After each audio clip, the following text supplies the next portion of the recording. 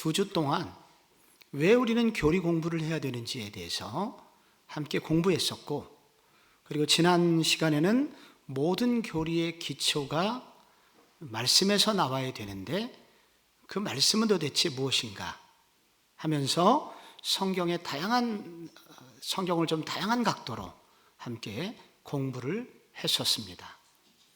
이제 이게 7가지 소위 7대 교리로 기독교의 교리를 요약할 수 있는데, 바로 지난번에 우리가 배운 그 성경론을 일컬어서 교리 서론이라고 그렇게 부르면서 하나의 그 교리의 큰 부분을 차지하고 있습니다.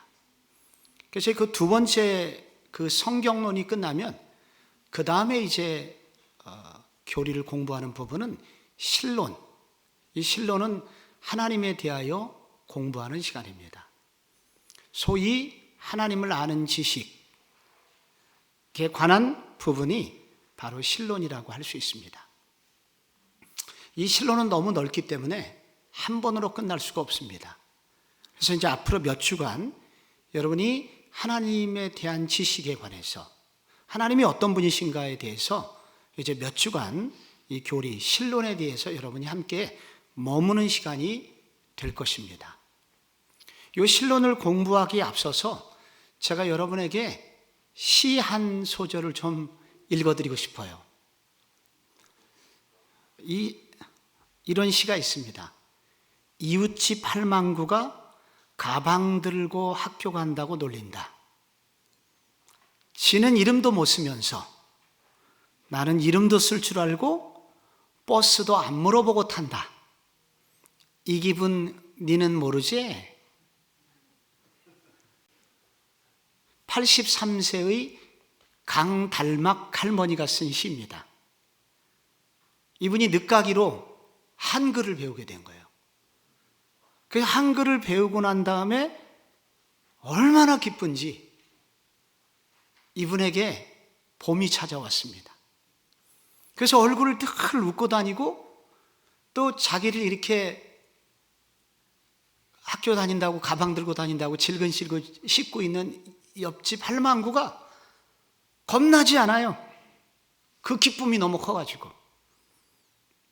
여러분, 한글을 쓸 수 있고 한글을 읽을 수 있다는 거, 이게 얼마나 큰 기쁨인지 모릅니다.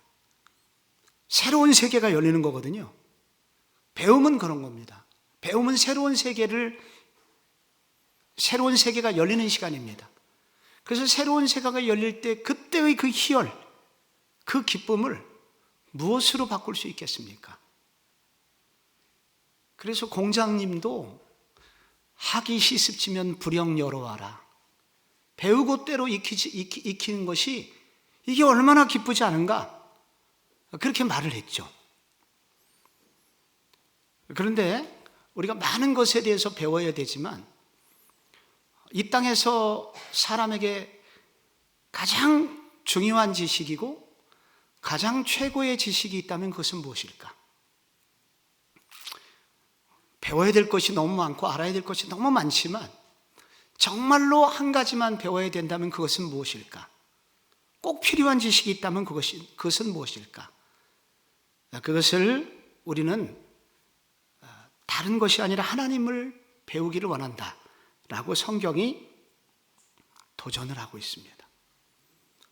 많은 지식이 있지만 하나님을 아는 지식만큼 고귀하고, 그리고 더 중요하고 더 영원한 것은 없기 때문이다.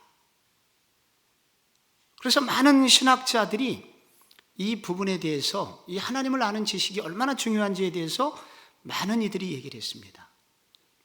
그런데 얼마 전에 작고하신 정말 너무 안타까운 제임스 패커라는 아주 복음주의권에서 존 스토트와 더불어서 아주 탁월한 신학자가 있었습니다. 캐나다 밴쿠버에. 그 제임스 패커인데, 그분이 쓴 하나님을 아는 지식에 보면은 이런 얘기가 나옵니다. 오늘날 이렇게 교회가 약한 이유가 있다면 하나님에 대하여 무지하기 때문이다. 우리가 만약에 하나님에 대해서 조금만 더 안다면, 하나님을 조금 더 공부한다면, 그러면 이 땅의 교회는 이렇게 무기력하지 않을 것이다. 그리고 그 하나님을 알고 그 하나님과 교제할 수 있다면 우리가 어떻게 무지할 수 있겠나? 라고 안타깝게 표현을 한 바가 있습니다. 우리가 하나님을 알게 되면 우리는 진정한 모습을 깨닫게 된다고 존 켈빈은 얘기를 했습니다. 우리가 이렇게 교만한 이유, 그것은 하나님을 모르기 때문이다. 하나님을 제대로 안다면 그러면 우리는 정말 겸손하게 될 것이고, 그리고 우리 인생의 참 본분을 알게 될 것이다. 그래서 하나님을 아는 지식이야말로 가장 중요한 지식이다 라고 그렇게 이야기를 했습니다. 왜 이렇게 하나님을 아는 지식이 중요할까요? 그것은 이제 몇 가지 이유가 있을 겁니다. 그런데 그 중에 성경을 읽어볼 때 왜 이렇게 하나님을 아는 지식이 중요하냐면은, 하나님을 알아야 하나님의 뜻을 알고, 하나님의 뜻 중에 가장 중요한 뜻, 우리 모두가 영원한 생명을 얻기 원하는 길을 발견할 수 있기 때문입니다. 하나님을 알면 생명을 얻게 되죠. 그래서 요한복음 17장 3절에 영생은 곧 유일하신 참 하나님과 그가 보내신 자 예수 그리스도를 아는 것입니다 라고 얘기를 했습니다. 영생은 미래의 천국에 가서 얻는 생명, 이것만이 아니라 영생이라고 하는 것은 지금부터 시작하는 것입니다. 생명을 얻는다는 건 뭐냐면 우리의 영혼이 거듭난다는 것입니다. 거듭난다는 것은 무엇입니까? 우리의 옛사람, 겉으로 드러나는 삶이 전부가 아니라 우리 속에 진짜 또 하나의 내가 있는데 또 하나의 내가 태어나는 것입니다. 마치 이것은 껍데기만 가지고 살던 우리에게, 마치 자동차, 이렇게 전기가 들어오지 않는 자동차였다가 거기 기름이 들어가고 전기가 들어가면 그렇게 움직이는 것처럼 우리가 겉으로 몸뚱아리만 가지고 살던, 우리의 작은 지혜를 가지고 살던 우리가 전혀 새로운 삶을 살아간다는 의미입니다. 주중대사 김하중 장로님 그 간증집이 이제 몇 권이 나왔는데, 이분이 이제 오랜 어머니의 기도 끝에 무신론자에서 예수님을 만나게 되죠. 그래서 길 가다가도 울고 밥 먹으면서도 울고 울보가 됐습니다, 이분이. 그러다가 기도를 배우게 됐는데 세상에 기도를 하니까 자기가 전혀 해결할 수 없는 것들이 해결이 되고, 그리고 이전에는 자기가 몰랐던 영역, 정말로 중요한 것이 무엇인지를 깨닫게 됐죠, 이분이. 그래서 주중대사, 이분이 최장 주중대사를 하게 됐다는데 6년 반, 대사만 6년 반을 한 것입니다. 이때 이분이 깨닫게 된 것이 인간의 생명이 얼마나 중요한가 알게 되었고, 그래서 이게 그 탈북자들, 탈북민들을 한국으로 보내는 일에 이분이 책임감을 가지고 그들을 보내게 돼서 그 6년 반 동안 1060명을 소위 건져서 한국에 보내게 되니 역대 이런 일이 없었습니다. 그게 이분이 영생을 얻게 된 다음부터 이 땅에서부터 생긴 일입니다. 영생을 얻는 것은 이렇게 새로운 삶을 얻게 되는 거예요. 이게 하나님을 아는 지식으로부터 나왔다는 것입니다. 그래서 그 호세아가 뭐라고 얘기합니까? 내 백성이 왜 망해요? 내 백성이 지식이 없음으로 망하는도다. 이 지식은 영어를 못한다거나 수학 문제를 못 푸는 게 아니라, 그런 건 너무 잘하는데 하나님을 아는 지식이 없어요. 그래서 이 백성들이 망나니로 살고 있구나. 하나님을 아는 지식만 있었다면 그들이 이렇게 안 살 텐데 라고 탄식을 했죠. 왜 우리가 하나님을 아는 지식을 가져야 되냐면, 하나님 그분이 이것만큼 더 기뻐하는 게 또 없기 때문이에요. 예레미야 9장에 보면은 유명한 말씀이 나오죠. 저 혼자 읽으려니까 억울해서 그래요. 한번 같이 한번 읽어봐요. 화면 보고 혹은 거기 교환 보고 시작. 여호와께서 이와 같이 말씀하시되 지혜로운 자는 그의 지혜를 자랑하지 말라. 용사는 그의 용맹을 자랑하지 말라. 부자는 그의 부함을 자랑하지 말라. 자랑하는 자는 이것으로 자랑할지니 곧 명철하여 나를 아는 것과 나 여호와는 사랑과 정의와 공의를 땅에 행하는 자인 줄을 깨닫는 것이라. 나는 이 일을 기뻐하노라. 여호와의 말씀이니라. 아멘. 여러분, 그 가로 안에 뭐라고 써야 되겠어요? 예. 중간중간에 왜 가로를 그냥 쳐놨을까요? 앞으로는 답을 말씀드리지 않습니다. 알아서 그 가로를 채우고 가시면 되겠습니다. 겸손하시라고. 내가 다 아는 게 아니니까 우리 모두 겸손하라고. 알아서 가로를 채우고 가시기 바랍니다. 하나님이 가장 기뻐하시기 때문에. 그리고 왜 우리가 하나님을 그 아는 지식을 가져야 되냐면은 이 세상은 하나님에 대한 잘못된 정보, 왜곡된 정보, 그리고 그 왜곡된 정보가 난무해서 많은 사람을 죄에 빠지게 하고 잘못된 길로 인도하고 있기 때문입니다. 그래서 하나님에 대해서 말한다고 말을 하는데 전혀 성경이 말하는 것하고 다른, 진리하고 동떨어진 그러한 하나님에 대한 지식이 너무 많아요. 그런 지식을 모아보면 5가지 정도 됩니다. 성경하고 다른 하나님에 대한 잘못된 지식. 그 첫 번째가 뭘까요? 무신론. 하나님은 없다. 이렇게 주장하는 불가지론. 하나님이 존재하는지 알 길이 없다. 다신론. 세상에는 많은 하나님이 있다. 범신론. 모든 만물이 하나님 자체다.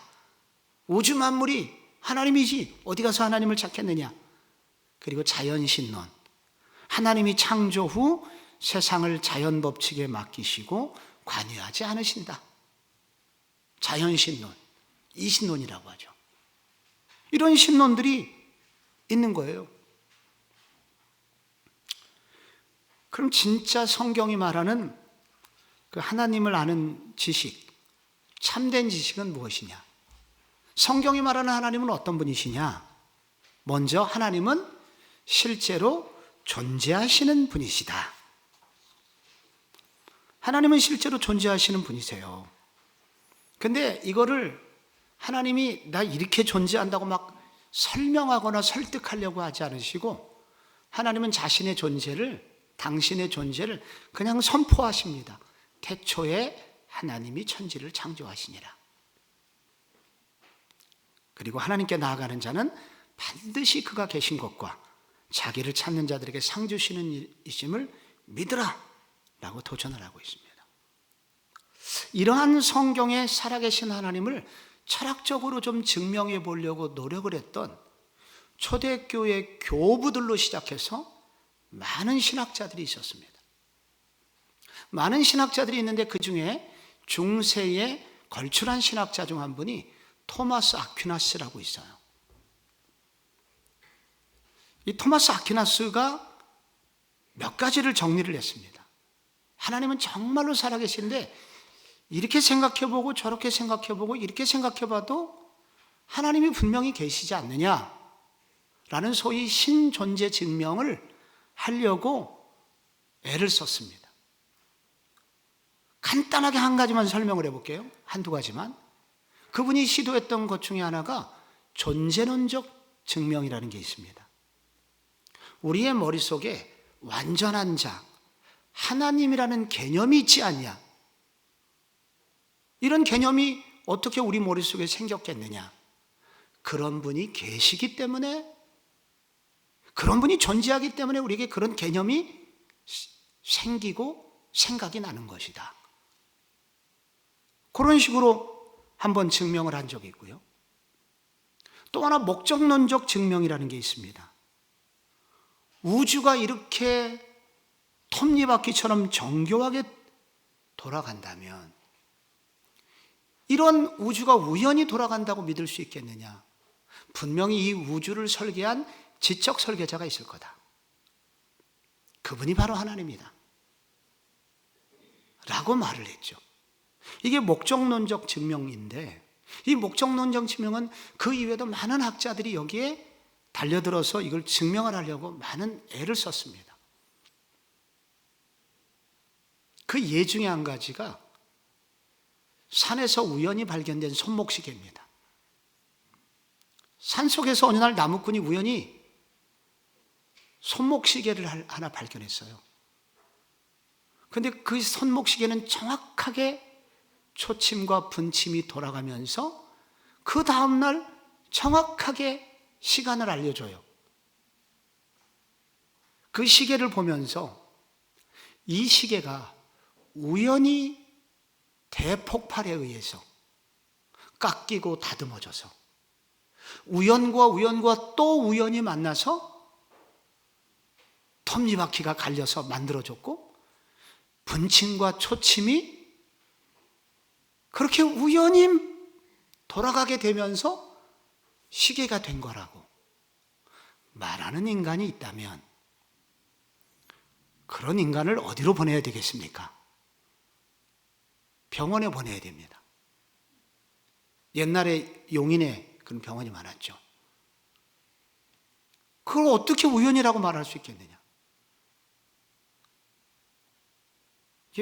이 우주가 이렇게 정교하게 돌아가는 것을 이거를 어떻게 우연이라고 말할 수 있겠느냐? 하나님은 이 우주를 틀림없이 만드셨고 그리고 살아계신 하나님이시다 라고 노력을 했습니다. 이런 다양한 신존재 증명이 많은 그 믿는 신학자들에 의해서 이제 묵상되고 연구되어서 많은 그런 논문들이 발표가 됐죠. 토마스 아퀴나스가 다양한 면에서 하나님의 살아계심을 증거하려고 노력을 했고 그 이후에 많은 기독교 변증자들에게 그런 좋은 기초를 제공했다라고 할 수 있습니다. 그러나 이렇게 말싸움에서 이긴다 한들 비신자들이 예수를 믿는 일은 없습니다.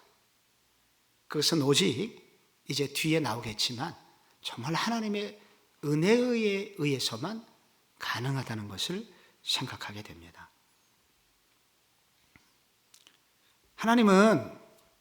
하나님은 실제로 존재하시는 분이세요. 그리고 또 하나 하나님은 자기를 계시하시는 분이세요. 그것은 지난주에 우리가 공부를 했습니다. 하나님이 자신을 어떻게 계시하시냐면은 성경을 통해서도 계시하시지만 일반 계시를 통해서 계시한다는 말씀을 지난주에 공부를 했었습니다. 그래서 우리가 시편 19편을 지난주에도 읽었었는데 하늘이 하나님의 영광을 선포하고 궁창이 그의 손으로 하시는 일을 나타내는도다. 또 로마서 1장에서도 우주 만물을 보면 하나님의 살아계심을 분명히 보게 된다고 얘기했죠. 그래서 이 부분이 설명해 주는 것은 뭐냐면 우리가 늘 질문하는 게 있어요. 이순신 장군은 천국 갔을까요? 지옥 갔을까요? 지옥 같다면 너무 억울한 일이 아니겠습니까? 그에게 성경이 전례되지 않았고 복음이 증거되지 않았는데 그런 사람은 어떻게 된단 말입니까? 그래서 이런 질문에 대한 가장 성경에서 답변을 주는 것 중에 하나는 로마서 1장 19절인 것입니다. 성경이 전해지기 이전에 그런 사람들은 어떻게 될 거냐? 이는 하나님을 알만한 것이 그들 속에 보임이라 하나님께서 이를 그들에게 보이셨느니라. 창세로부터 그의 보이지 아니하는 것들 곧 그의 영원하신 능력과 신성이 그가 만드신 만물에 분명히 보여 알려졌나니 그러므로 그들이 핑계하지 못할지니라. 라는 이 구절이 이런 질문에 대해서 가장 근접한 답을 주고 있습니다. 충분하진 않아도. 그래서 우리는 하나님께서 이렇게 일반 계시를 통해서 자신을 계시하시고 역사를 통해서 계시하시고 가장 중요한 것은 이제 성경을 통해서 계시하시면서 하나님의 살아계심을 보여주고 있습니다. 그리고 특별히 그 4번에 보면은 하나님께서는 어떻게 자신을 보여주셨냐면은 하나님의 아들의 성육신을 통해서 우리에게 알려주셨습니다. 거기 요한 복음 1장 18절에 보면 본래 하나님을 본 사람이 없으되 아버지 품속에 있는 독생하신 하나님이 나타나셨느니라 라고 되어 있죠.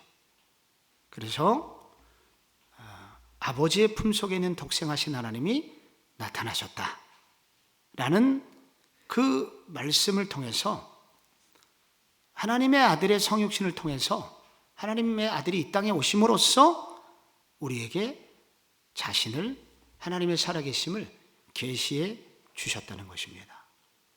그리고 또 믿음의 사람들을 통해서 하나님의 살아계심을 알려주셨습니다. 하나님이 눈에 보이지 않는다고 하나님의 존재가 없는 것인가? 안 보이는 하나님을 어떻게 믿을 수 있나? 공기가 눈에 보이지 않지만 분명히 싫지 않은 것처럼, 전기가 눈으로 보여지진 않지만 전기가 들어와서 이렇게 불빛이 빛나고 있는 전등처럼 하나님을 믿는 사람 속에 하나님께서 임재하셔서 그들의 삶이 달라지고 있는 그런 모습들을 보면서 우리는 하나님의 존재를 알 수 있습니다. 그런데 로마 시대에 눈으로 보이는 우상들을 그들은 신으로 여겼었거든요.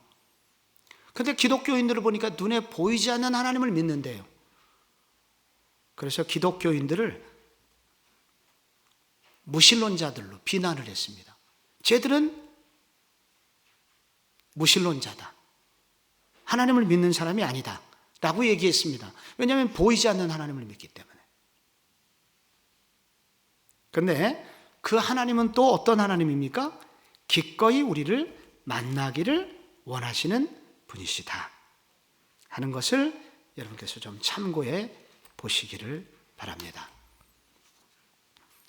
많은 얘기를 제가 기록을 해놨습니다만은 그걸 다 하겠다는 얘기는 아닙니다.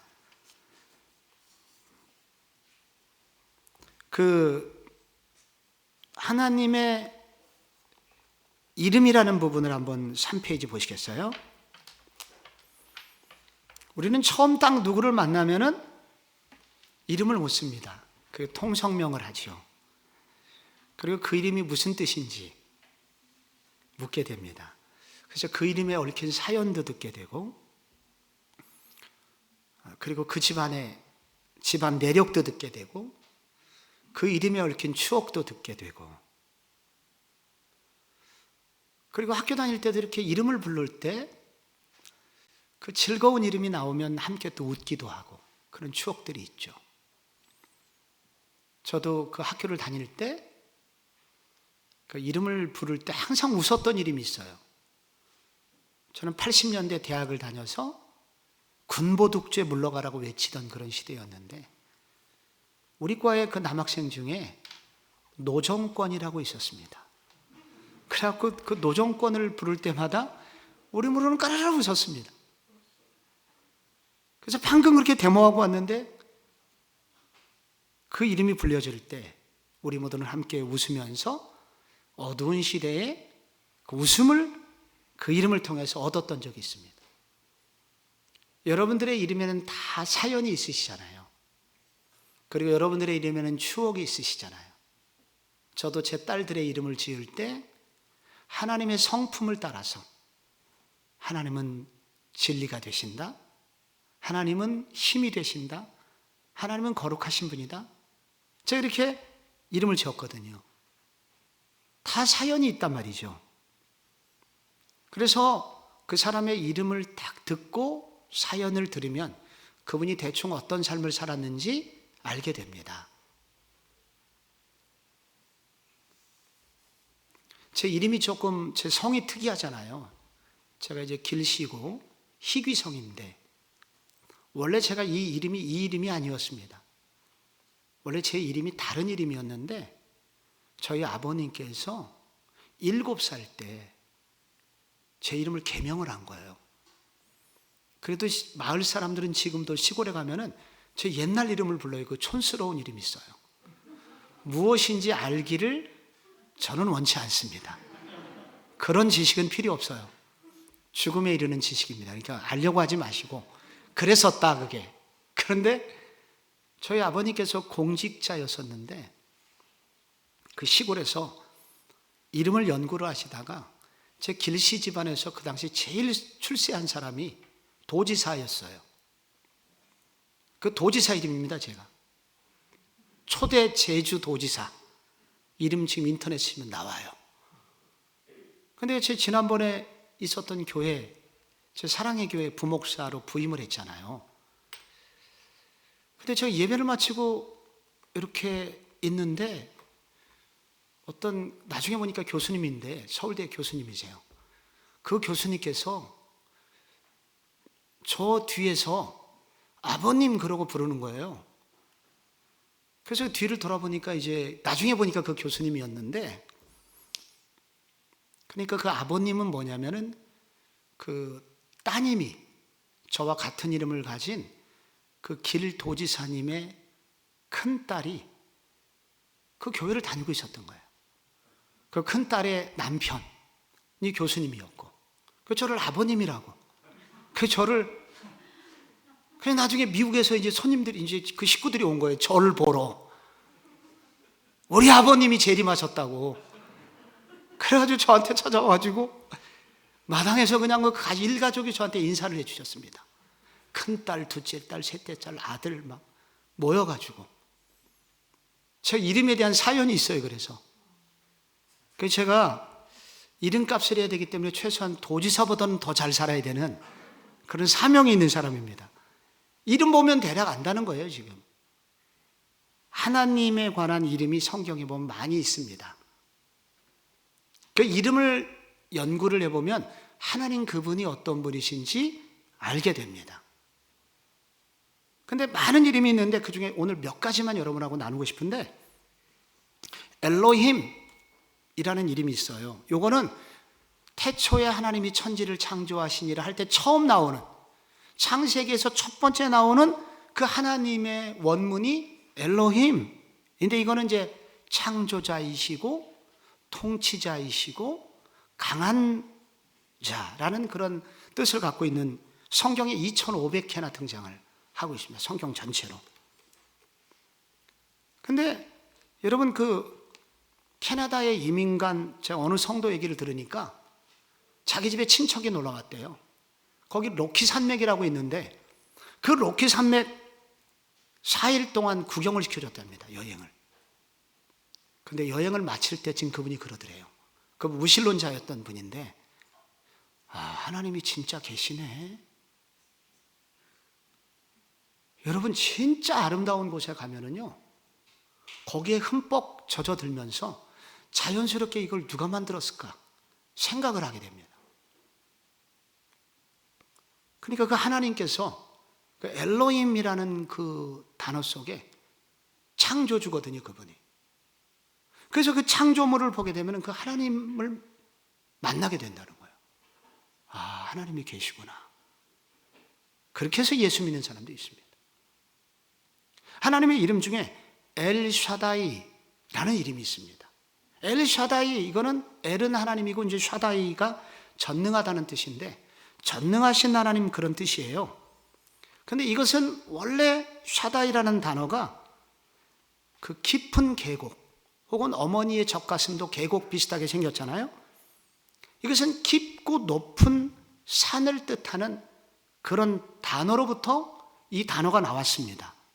그래서 이 말은 뭐냐면은 깊은 절망, 아픔 속에 있는 우리를 능히 건져내 줄 수 있는 하나님, 능력의 하나님, 그게 엘샤다이 하나님입니다. 근데 이게 성경에 처음 나오는 게 창세기 17장 1절이에요. 나는 아브라함에게 하나님이 나타나셨어요. 뭐라고 그러셨냐면은, 요때 아브라함이 몇 세였냐면 99세.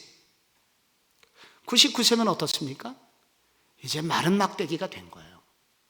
근데 그때 하나님께서 나는 전능한 하나님이라, 너는 내 앞에서 완전하라, 나는 엘샤다이야, 내 앞에서 완전해. 여러분 그때 아브라함이 그냥 모든 거 포기하고 있었거든요. 인생 완전 포기하고 있었는데 하나님께서 나는 엘샤다이야. 그러면서 내년 봄에 내게 아들이 있으리라. 그 말씀을 해주셨죠. 그 하나님의 이름이 엘샤다이 하나님이십니다. 그런데 이 엘샤다이란 단어가 구약에 48번이 쓰였거든요. 그런데 그중 31번이나 대부분이 엘샤다이란 단어가 어디에 집중돼서 나오냐면 욥기에 많이 나와요. 욥기에. 욥기 5장 18절 대표적으로 하나님은 아프게 하시다가 싸매시며 상하게 하시다가 그의 손으로 고치시나니, 이 단어가 엘샤다이. 여러분, 왜 욥기에 엘샤다이 하나님이 많이 나오겠어요? 깊은 절망 속에서 아픈 가슴을 가진 성도들을 고칠 수 있는 분, 그분이 우리 하나님이라는 뜻입니다. 네가 고통의 긴 터널을 통과할 때 내가 너와 함께하고 있으며 내가 너를 보고 있고 내가 너를 도와줄 거야. 나는 전능한 하나님이야. 엘샤다이야. 라고 하나님께서 본인을 알려주시는 것입니다. 그리고 야훼라는 하나님의 이름이 있죠. 야훼는 이제 곧 출애굽기 3장 설교 들으면 더 자세히 하실 텐데, 야훼는 나는 모세가 하나님 이름 물으면 뭐라고 해야 됩니까? 제가 나는 스스로 있는 자야. 그 영어 성경에 보니까 I am that I am, I am 두 번 나온 얘기예요. that은 사실은 의미가 없는 거라. I am 히브리어 비동사가 야훼입니다. 비동사. 영어로 I am. 그 동사만 남는 거거든요. 동사를 읽으면 YHWH로 영어에는 이렇게 표현을 합니다. 그 야훼를.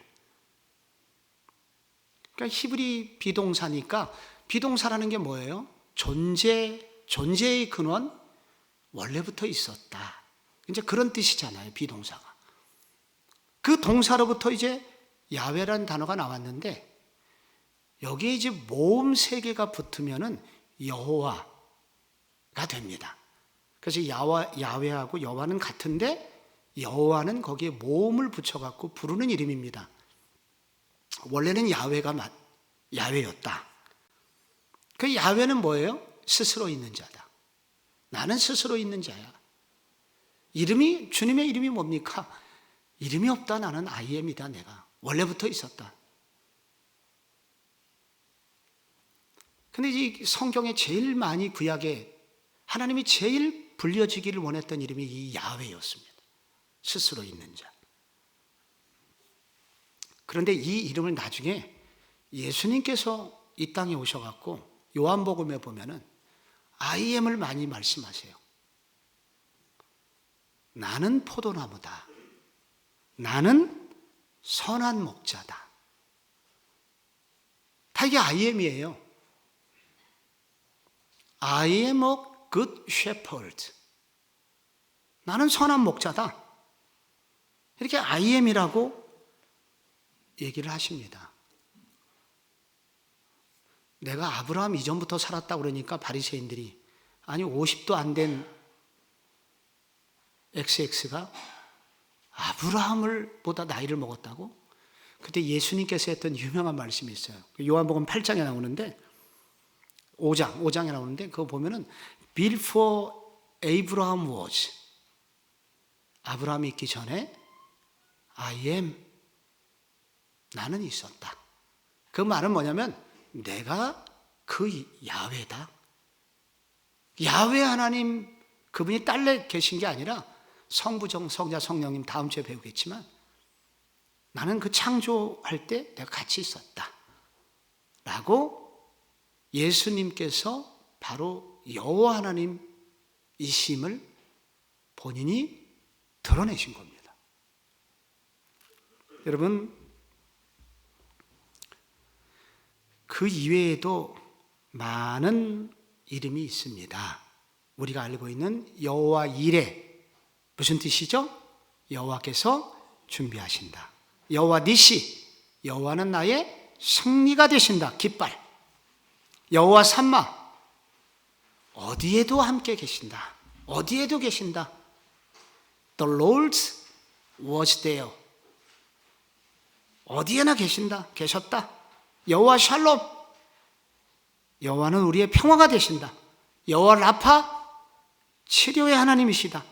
여호와 로이, 여호와는 나의 목자시다. 여러분, 이름이 왜 이렇게 많을까요? 이외에도 너무 많은데 이름이 왜 이렇게 많아요? 하나님이 너무 크신 분이시기 때문에. 하나의 이름으로서는 그분의 아름다움과 그분의 성품과 그분의 능력을 표현할 수 없기 때문에 성경에 나오는 믿음의 사람들이 그런 하나님을 만날 때마다 하나님에 대한 추억을 설명하다 보니 이렇게 많은 이름이 생기게 되었다는 것입니다. 여러분이 가장 선호하는 하나님의 이름은 무엇입니까? 여러분에게 요즘 가장 필요한 하나님은 어떤 하나님이십니까? 적어도 오늘 나온 여러분이 읽은 그 봉어 중에서 그 이름을 한번 불러주세요. 하나님, 각자 오늘 기도하실 때 여러분이 한번 불러보세요.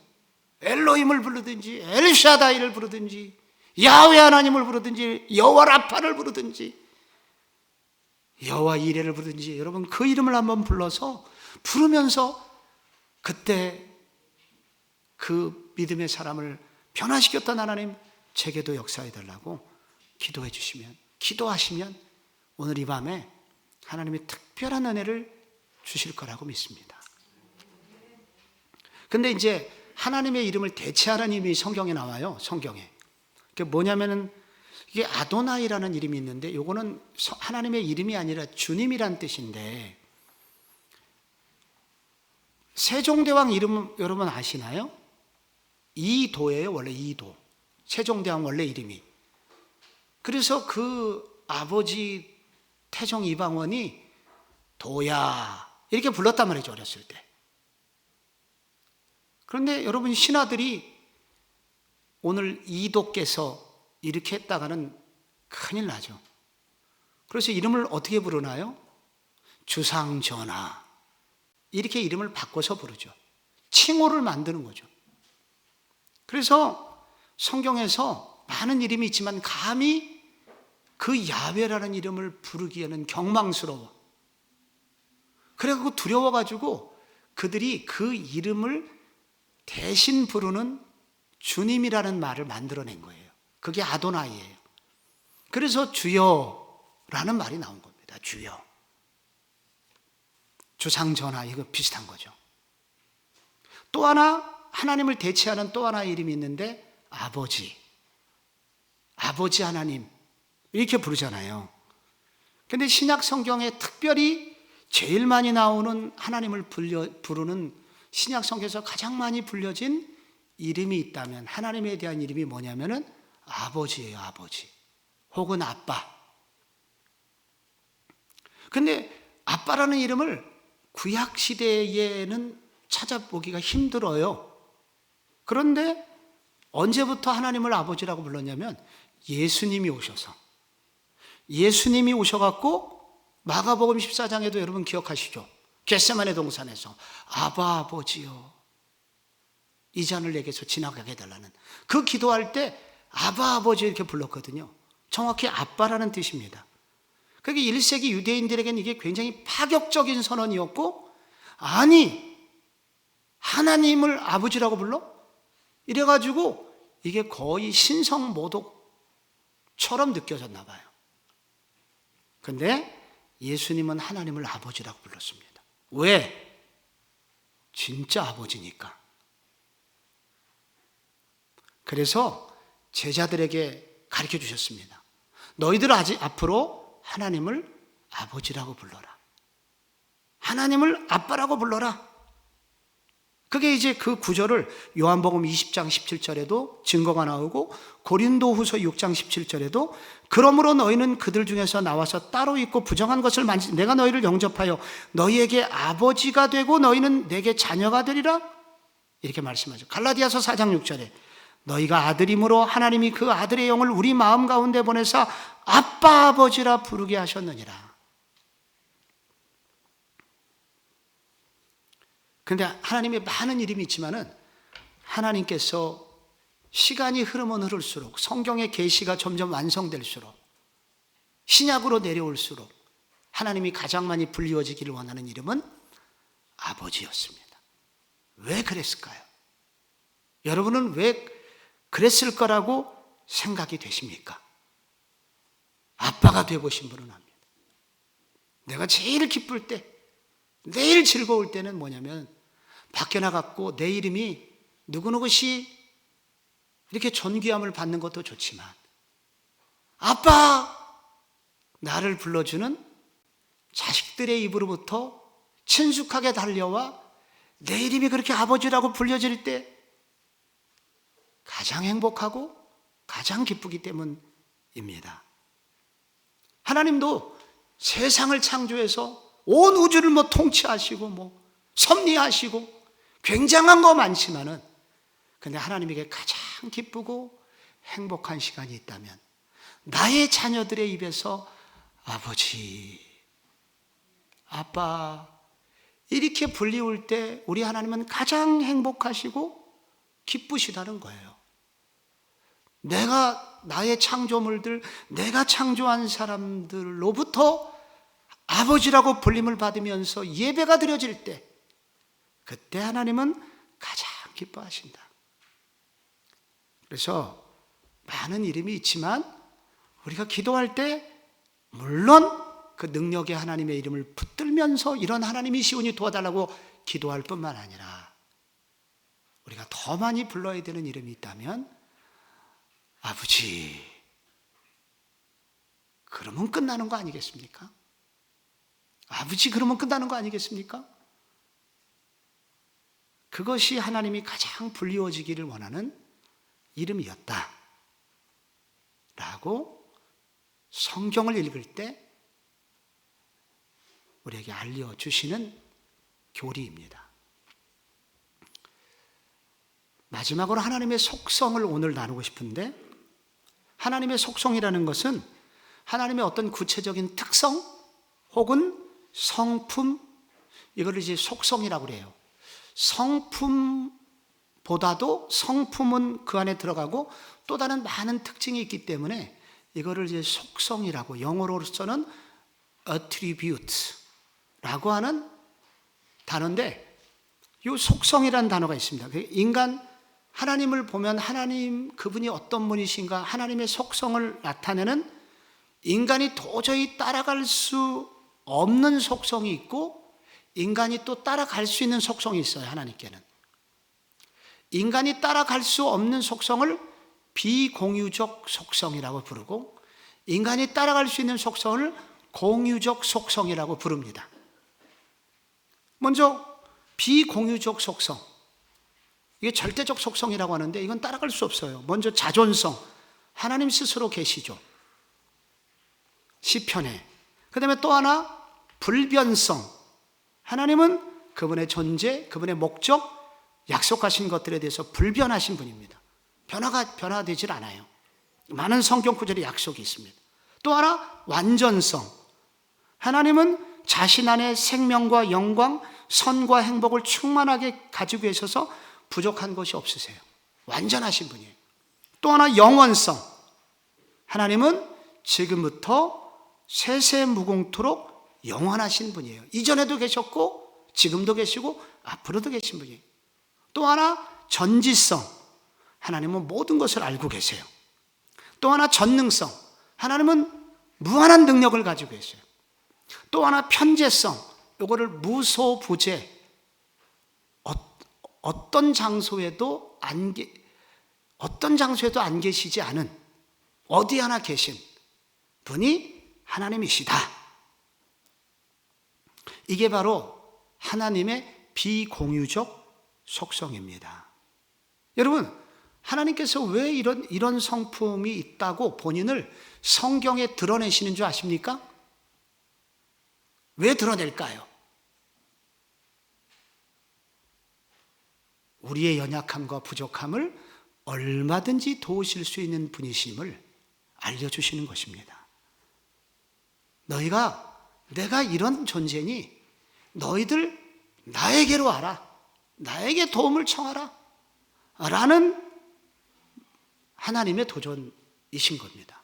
야곱이 형에게 칼의 위협을 당하면서 갑자기 노숙자가 돼서 그가 베델 들판에서 잠을 자고 있을 때 위에서부터 땅으로 거대한 사닥다리가 내려왔고 그 사다리를 통해서 결국 천사가 오르락 내리락 하더니 결국 하나님이 임재하시죠.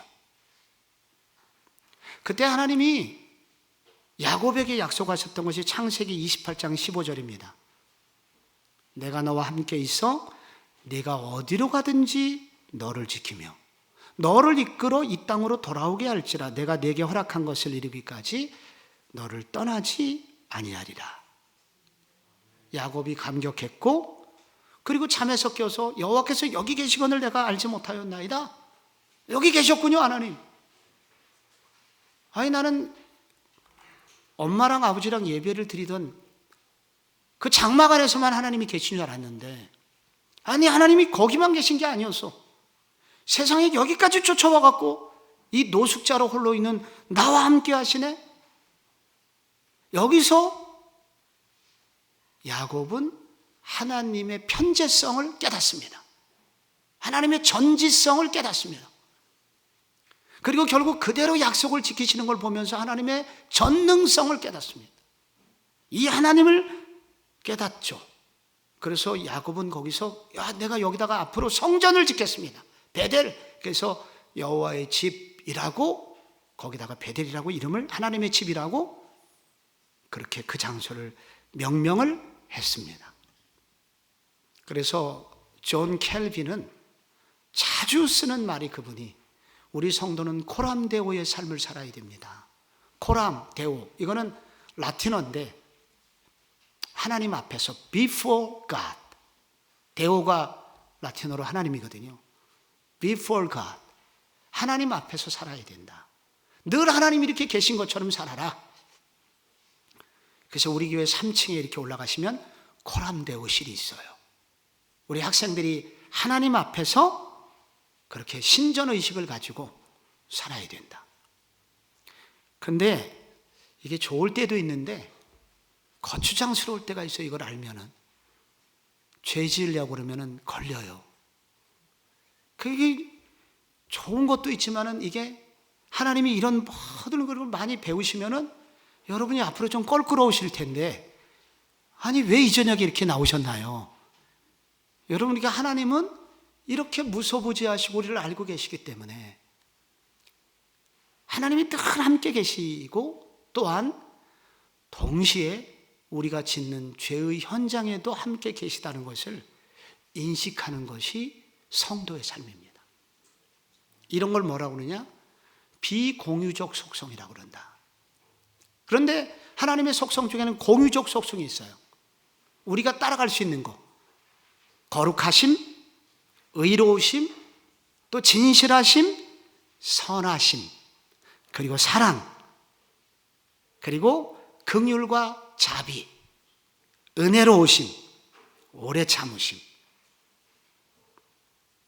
여러분, 왜 하나님께서 본인이 이런 속성이 있다고 알려주실까요?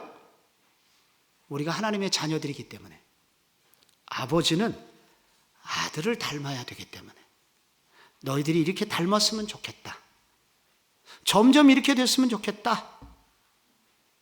라고 원하시는 것입니다. 그래서 여러분께서 이걸 보시면서 내가 요즘 부족한 거, 내가 하나님이 가지신 이 공유적 속성 중에서 부족한 것 중에서 나는 뭘 더 닮아야 되나 요즘 특별히 고민을 해보시면서 이렇게 공부하시면 좋습니다.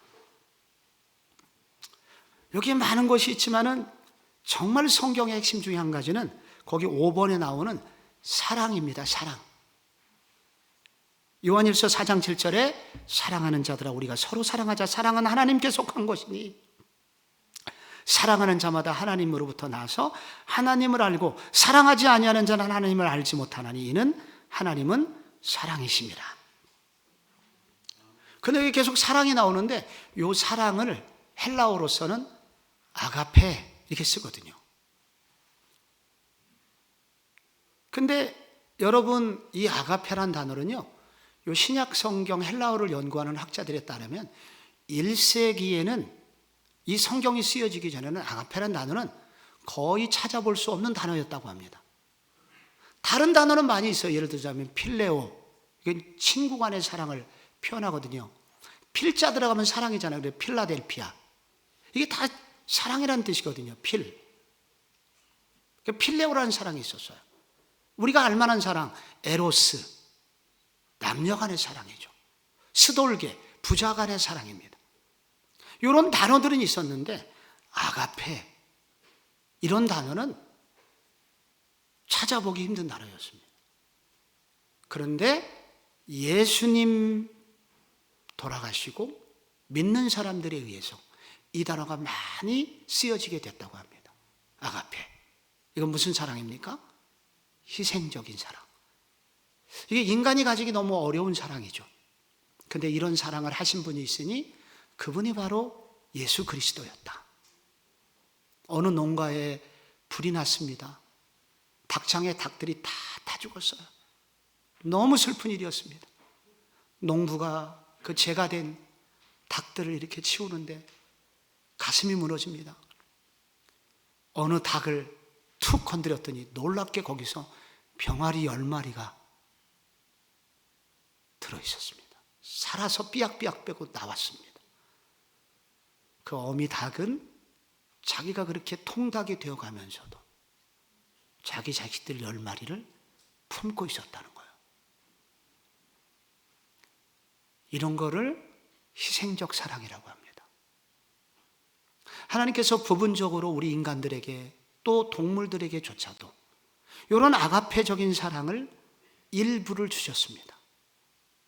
그런 사랑이 남아 있습니다, 우리 속에.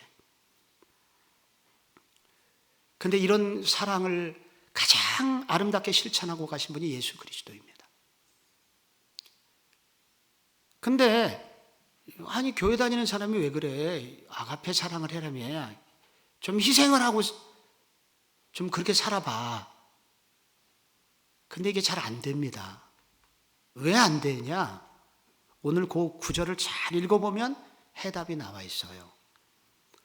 거기 하나님으로부터 나서 하나님을 알고라는 단어가 있어요. 안다는 단어는 경험한다는 단어죠.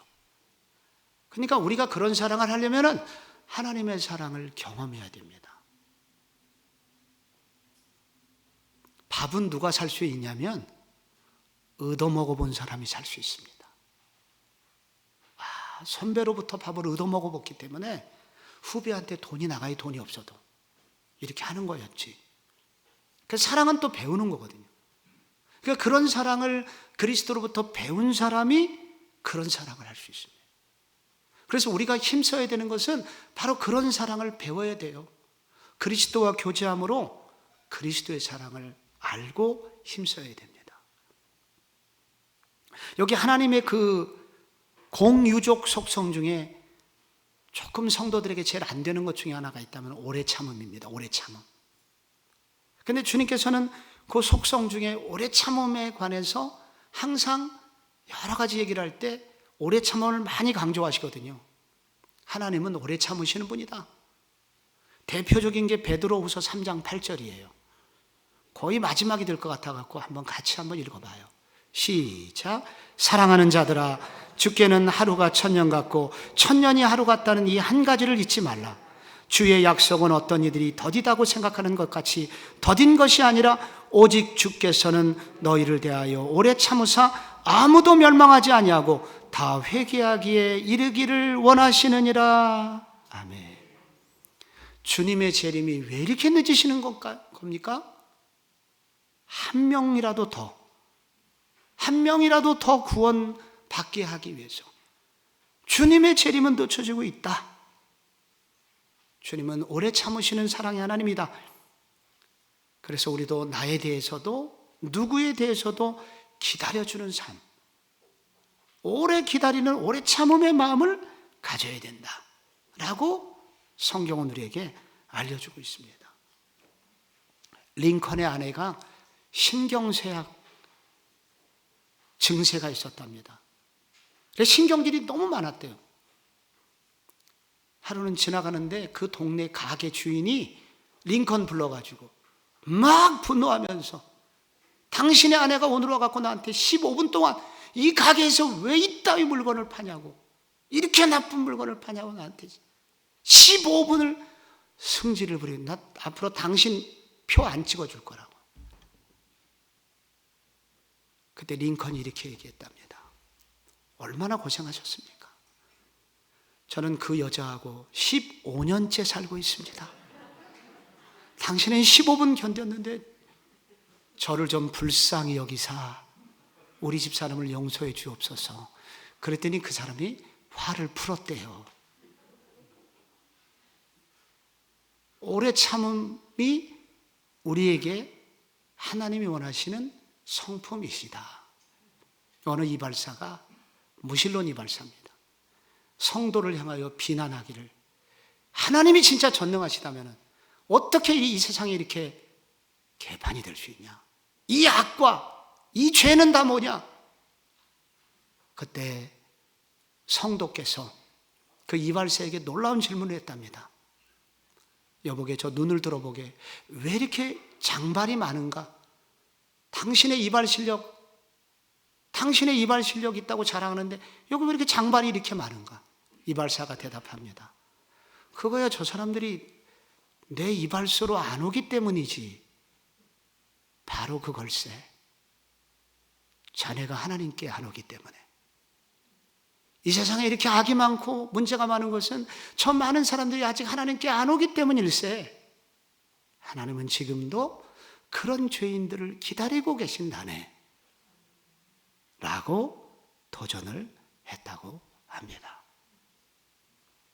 여러분, 하나님께서 이렇게 비공유적 속성, 도저히 따라갈 수 없는 비공유적 속성이 있고 우리가 따라갈 수 있는 공유적 속성이 있는데, 어떤 속성은 전혀 따라갈 수 없었는데 나중에 따라갈 수 있는 비공유적 속성이 있습니다.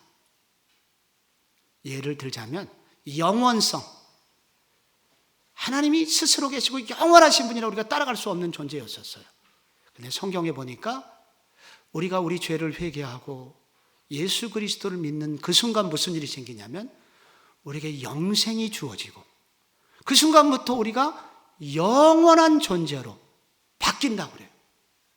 그래서 우리의 그 비공유적 속성이었던 그 하나님의 성품이 우리에게 공유적 속성으로 변화가 됩니다. 꿈꿀 수 없는 일들이 우리의 삶에 벌어지게 된다는 것입니다. 하나님은 이 모든 것을 우리에게 주기를 원하신다는 것입니다. 하나님의 비공유적 속성, 공유적 속성, 정말 이 모든 것이 네 것이 됐으면 좋겠다. 이거를 성경은 뭐라고 그러냐? 기업을 주신다고 말합니다. 우리 모두에게 기업을 주시기를 원하시는 거예요. 모든 천국 전체가 너의 것이 되기를 원한다 라고 주님은 말씀하십니다. 이 세상에서 최고의 지식은 무엇일까요? 하나님을 아는 지식입니다. 이 지식이 점점점 늘어나시는 여러분 되시기 바랍니다. 이 지식으로 충만해지시기 바랍니다. 그래서 성경에 나와 있는 이 아름다운 보화가 여러분의 것이 되시기를 축복합니다.